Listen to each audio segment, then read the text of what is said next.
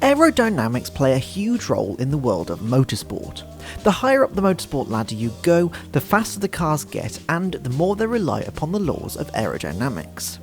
However, with those laws also comes different driving styles which for the uninitiated can really seem like backwards logic. Well, fear not, today we're going to explain how you can learn. So firstly, we shall go through the basic principles of aerodynamics, then we'll talk you through some driving techniques and best practices involving aero. Next we'll discuss the basics of aero setup, and finally we'll show you a case study of an aero car and a less aero car through the same corner so you can see firsthand the effects of aerodynamics. If this is the sort of content that you like to see, don't forget to hit that subscribe button to keep up to date with all our newest videos. So without further ado, let's jump right in. Aerodynamics is the name given to the forces generated on a car by the surrounding air. For example, the most popular analogy is how F1 wings are aeroplane wings upside down, because where the plane generates lift, an F1 car generates downforce. Air runs slower over the top of the car, creating a high pressure zone, which means the car is pushed into the ground. The air below the car goes faster, which causes a low pressure zone, meaning the car is sucked to the ground. Additionally, most aero cars use ground effect, which is where the car's floor is designed to maximise the low pressure air zone below the car, which also pulls the car into the road. So because of these external forces acting upon the car, you'd be at a disadvantage driving it like a normal race car. The basic principles of track driving will always be relevant, so techniques like throttle modulation and trail braking are still used, albeit in different ways. But driving with an aero car means you have to slightly adapt these techniques to the car in question. Now of course the basic principles of aerodynamics means the higher the speed, the greater the force on the wings and the more your car is pressed into the road. This means that the faster you go, the more grip you get. So why can't you go through a hairpin at 200 miles an hour? Well, it's the tyres, they are the limiting factor. The aerodynamics press the tyres into the road, providing a better contact patch and more grip as a result, but there's only a certain amount of grip that they can provide before being overloaded. So that overload limit will vary from car to car, but feel the grip of the tyres and you'll begin to learn how far you can push them.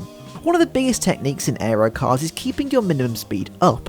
You see, with more mechanical cars, momentarily dropping to a lower speed to help rotate the car and exit in a straighter line is more beneficial, as the car cannot maintain that higher speed throughout the corner and come out of it pointing in the right direction. An aero car benefits from the higher speed, as we've already mentioned, because the additional airflow while going faster provides more downforce and therefore more grip. So this is where you have to override your common sense. Into a fast corner especially, rather than braking first and accelerating through, you should brake into the corner and accelerate out. So you use the aerodynamics to fling the car into the corner, using the front wing especially to stick the car into the road, and using trail braking to bleed off any additional speed you have.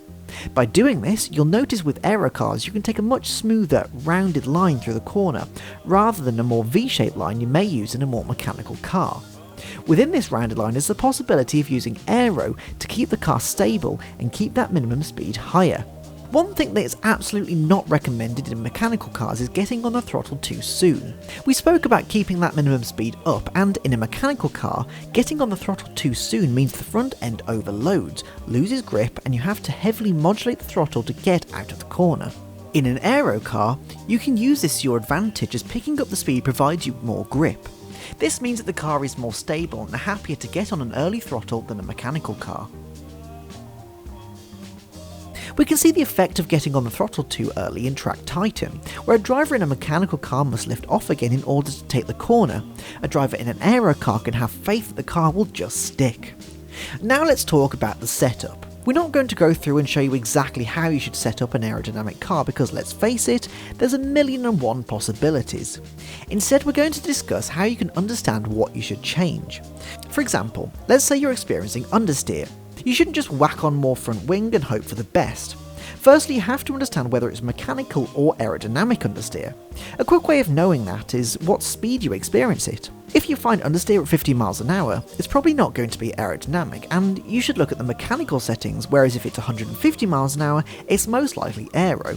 Now of course all setup settings go hand in hand together, so you may need to change both mechanical and aero to find a good balance, but one of them will be the more prominent issue, and you can usually tell by the speed. Now that we understand the basic principles, driving techniques and setup, let's talk about applying it on the track. As a perfect example, we're going to be looking at Parabolica at Monza. I drove this same corner in the same game with two different cars, the 2017 Ferrari F1 car and a Porsche 911 GT car.